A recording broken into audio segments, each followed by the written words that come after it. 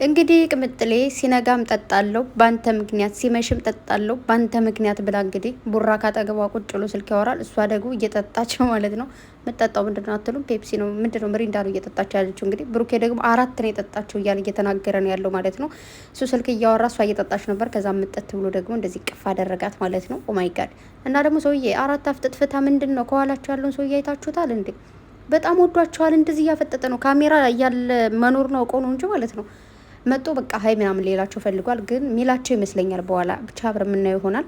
አብረን የምናየው ይሆናል አላልኩም። ካሜራ እኮ ተዘጋ። እንዴት ነው የምናየው? ብቻ ግን ከካሜራ ጀርባ በደንብ ሰላም እንዳላቸው አልጠራጠርም። እንግዲህ ቡራቻ አላ አድርገው ቅምጥሌ ደግሞ እንግዲህ ጠጪ ደግሞ አልሰጣትም። አንስቶ ጉድፈላ እና ደግሞ ቅምጥሌ እንኳን ተወለድክ ነፍ አመት ኑርልኝ ብላ ነው ብለው የፍቅር ምልክት እንዲሁም ደግሞ የምስጋና አድርጋ የትናንቱ ቪዲዮ ሸር ያደረገችው አሜን ነፍ አመት ይኑርልሽ፣ ነፍ አመት ኑሪለት የኔ ወርቅ ስራ ማለት ነው። ቅመሜ በጣም አመሰግናለሁ ኑሪልኝ ብሎ ደግሞ የፍቅር ምልክት እንዲሁም ደግሞ ምስጋና አድርጓል። አሜን ትኑርልህ፣ አሜን ኑርላት፣ ረዥም እድሜ ከጤና ጋር ይስጣችሁ። እንደተከባበራችሁ፣ እንደተዋደዳችሁ፣ እንደተፋቀራችሁ ረዥም እድሜያችሁን ከጤና ጋር እንድትኖሩ ምኞቴ ነው። እንግዲህ ትናንት ደግሞ ኮሜንት ላይ ያረ የእንትኑን የደመራውን ነገር ረሳችሁ ብላችሁ እንዴት እንደሳቀኝ ማለት ነው። ረሳሁት እንዴ የሆነ አንዳንዴ ታውቃላችሁ፣ በጣም ብዙ ነገሮች ሲኖሩ ትወዛገባላችሁ ምናምንና ያው ይረሳል። ሶሪ ስለረሳሁት፣ ግን እኔ በጣም የሳቁበት ፓርት ነበረ። እንግዲህ ብሩኬ ያው ብዙ ታሪኮች ቢኖሩት ብዙ ታሪኮችን ባይነግሩንም የደመራው ጊዜ እንዳያችሁት ደመራ የተኛ ደመራ ነበር ያቃጠል ነው ብለዋል። አንዳንዴ ያጋጥማል። ብቻ ግን የሆነ ቦታው ላይ ስትሆኑ ምንም ላይመስላችሁ ይችላል። በጊዜው ምንም ላይመስላችሁ ይችላል። የሆነ አጋጣሚዎች ሲያጋጥሙ ማለት ነው። ግን ሲያልፍ ስትሰሙት እንደዚህ እኮ ብለሽ የሆነ ቀን እንደዚህ አድርገሽ እኮ ምናምን እንደዚህ አድርገ እኮ ስትባሉ በጣም ነው የምትስቁት። በዛ ባሳለፋችሁ ታይም ማለት ነውና ሁላችሁም የሆነ ብዙ ያሳለፋችሁ ታሪክ ይኖራል ብዬ አስባለሁ። ወይኔ በጣሪ ስለ ለቅሶ ቤቱ ደግሞ አንዷ ያውንም ደግሞ ኮሜንት አድርገሻልና ብቻዬ እንዴት እንደሳኩ ወይኔ።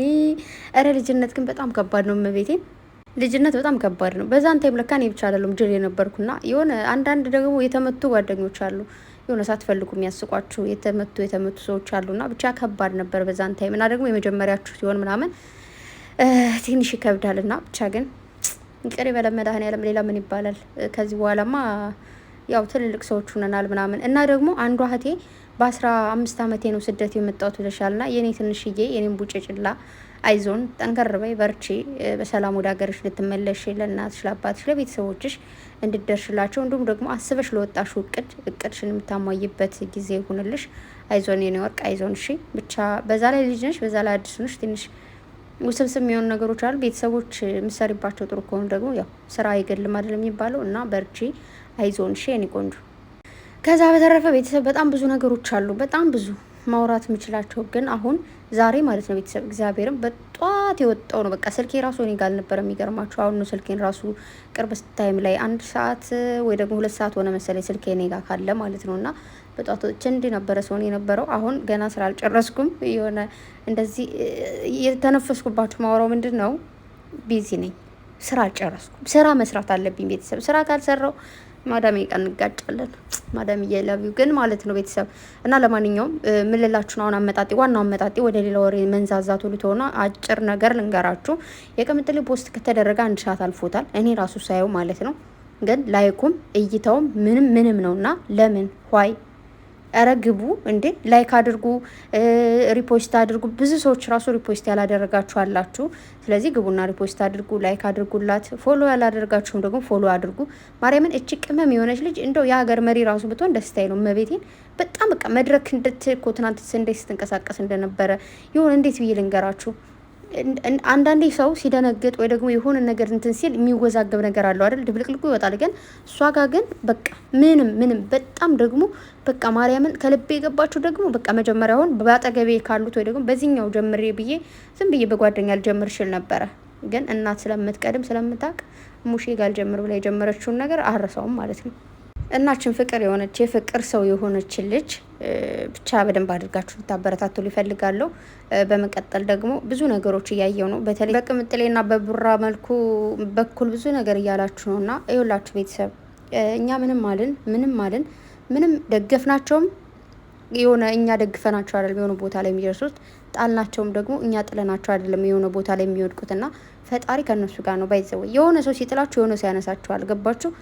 ፈጣሪ አሁን ለምሳሌ እኔ ስለነሱ መጥፎ ነገር እያወራው እያለ ሌላ ሰው ደግሞ በጣም ብዙ ሰዎች ስለነሱ ጥሩ ነገር የሚያወሩ ይመጡላቸዋልና በፈጣሪ ቸርነት በፈጣሪ ነው እኛ ቁመን የምንኖረው ሁሉ ነገር ወደኛ ወደ ህይወታችን የሚመጣውና ያን ነገር ባታደርጉ ደስ ይለኛል። ማርያምን እነዚህ ልጆች በቃ ምንም የሚዘቀዘቅ ነገር የሚሰደብ ነገር የሚተች ነገር የላቸውም። እነሱን ከተቻችሁ ከዘቀዘቃችሁ ማንን ልታወድሱ ልታሞግሱ እንደሆነ አልገባኝም። እኔ ወድሷቸው አሞግሷቸው አይደለም፣ በቃ ፍቱ። የሆነ አትዩቸው። ገባችሁ? ስለነሱ መጥፎ ነገር አታወሩ። እዩኝ አላሉ አትዩኝ አላሉ።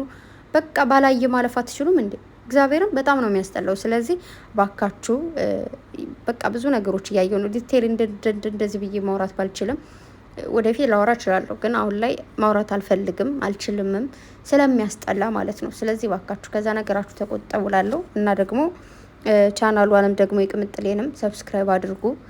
ብዙ ነገር ታወራላችሁ ከምታወሩና እልልል ከምትሉ ሰብስክራይብ ብታደርጓት ለእናንተ እሱ ነው ዋናው። የሆነ ለእሷ ማስብ ነኝ ወይ ደግሞ አሳቢ ነኝ ካላችሁ ማለት ነው፣ ለብሩኬ ማሳቢ ነኝ ካላችሁ እሱን ሰብስክራይብ ማድረግ ነው አሳቢነታችሁ የሚያሳያችሁ እንጂ ዝም ብሎ የሆነ ያልሆነ ወሬ ማውራት ልክ ነው ብዬ አላስብም። ደጋፊ ነኝ ካላችሁ በሰብስክራይብ ቪዲዮ በማየት ማሳየት ገባችሁ እንጂ እንደዚህ እኮ ነው እንደዛ እኮ ነው። አረ በቃ ያስጠላል። እግዚአብሔርን ጨረቃ ፋሚሊ የሚለው ነገር አልናፈቃችሁም? በቃ የሆነ እንደዚህ ጸብ የሌለበት ጭቅጭቅ የሌለበት የሆነ አንድ ቤተሰብ መሆን በቃ እነሱን ሌላ ሰው እንዳይነካቸው መጋፈጥ ብቻ።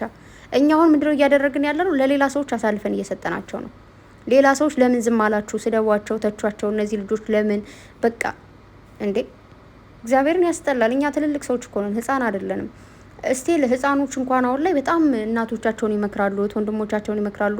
የሆነ መገኘት ከሌለባቸው ቦታ ላይ አይገኙም። እኛስ ምን እየሆነ ነው? ይህ ዘመን ግን ተቀያየረ ልበል። ትልቅ ሰው ህፃን የሚሆንበት፣ ህፃኖች ትልቅ የሚሆኑበት ዘመን ነው። ፈጣሪው ይቅር በለኝ እና በኋላ ቀጥላለሁ። ደህና ዋሉ። ቻው ቻው ቻው።